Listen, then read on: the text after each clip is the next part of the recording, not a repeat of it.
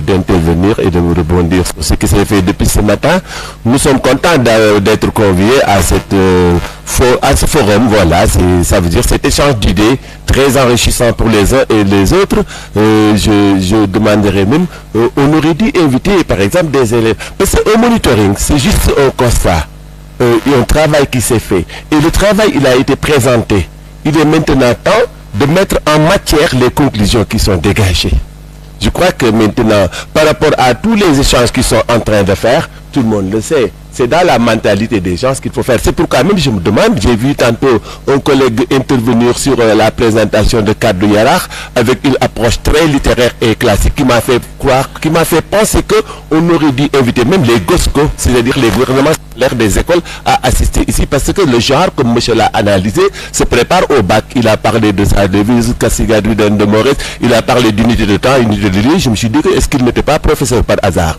Et donc, il est professeur. Son approche est très classique. Par ailleurs, je voudrais ajouter aussi une autre chose pour dire que il est temps qu'on aille de l'avant. C'est-à-dire que la femme aujourd'hui doit même transformer l'homme. Parce que les problématiques que vous posez, même des hommes en souffrent. C'est ça la vérité. C'est la société sénégalaise qui fonctionne sur la base d'un partenariat politico-parental, amical, qui fait que souvent, aussi bien que des filles, que certaines personnes souffrent de ça. Moi, j'ai pas de garçons, je n'ai que des filles. Maman a eu à parler hier avec l'une d'elles qui est dans votre zone, on est de Dakar, mais elle est au lycée l'INAT de Sédhiou. Et à la maison, on s'amuse à dire, les filles, soyez des Sadio Mané. Je prends un garçon pour mobiliser les filles. Pourquoi ils me disent, papa, pourquoi Sadio Mané? Je dis parce que, qu'un de football te convoque woko. Essayez d'être indispensable dans les systèmes où vous êtes par vos performances. Tout le reste, comme dirait Baudelaire, n'est que littérature. Et maintenant aussi, au nom de cette pseudo-guerre qui n'existe pas, il ne faudrait pas que la femme perde sa valeur. Parce que la femme africaine n'est pas la femme occidentale. Je me rappelle les vers de Renaud attaquant Madame Thatcher, qui fut premier ministre anglais. Il disait que femme star, oui, parce que moi, il dit que toutes les femmes, je vous chante, même à la dernière des femmes, je veux dédier ces quelques vers issus de mots des hommes et de leur morale guerrière. Parce que dans les rois des hooligans, des Palestiniens qu'on a massacrés, il n'y a pas la seule main d'une femme, à part peut-être Madame Thatcher. Parce que Madame Thatcher fut Premier ministre très sérieux. Il ne faudrait pas que la femme, dans cet objectif de valorisation, soit pire que l'homme.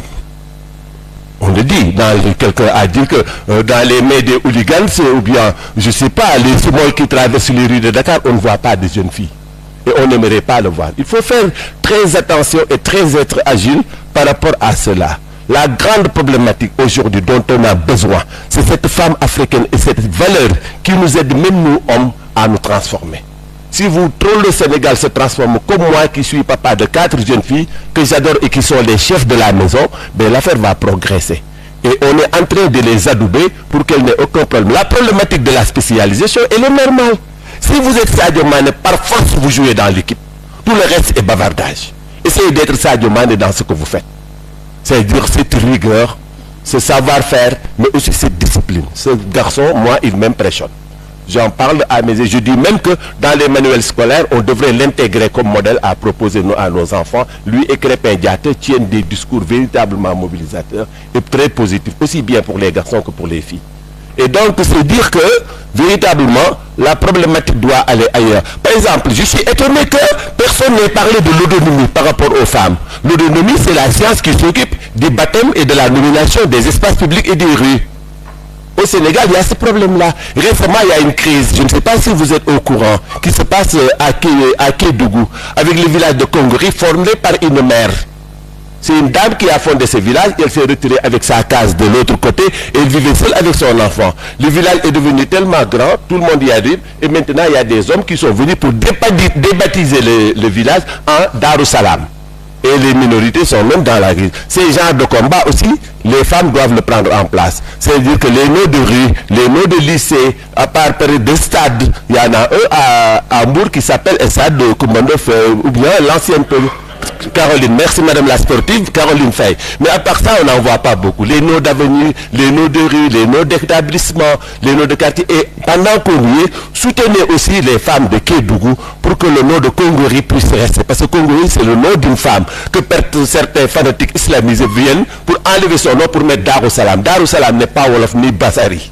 Il faut qu'on prenne nos responsabilités. Il y a tout un truc autour de cette maman qui a donné son nom à cet espace. Donc il faudrait que aussi les femmes dans leur combat prennent en charge cette question d'autonomie qui permettent qu'on donne des noms d'espaces, de lycées, d'écoles, d'avenues, de rues à des femmes. Car, comme je le dis, dans les rangs des hooligans et des trucs, je n'ai jamais vu de femme. Et aucune femme n'a sur les mains le sang des jeunes Palestiniens, des Iraniens et autres. Il faudrait que cette femme-là puisse contaminer les gens, les hommes, pour qu'ils arrêtent la guerre, pour qu'ils soient des peuples positifs, pour qu'ensemble, qu'on puisse transformer l'humanité au profit de tous. Je vous remercie les Yaïboy.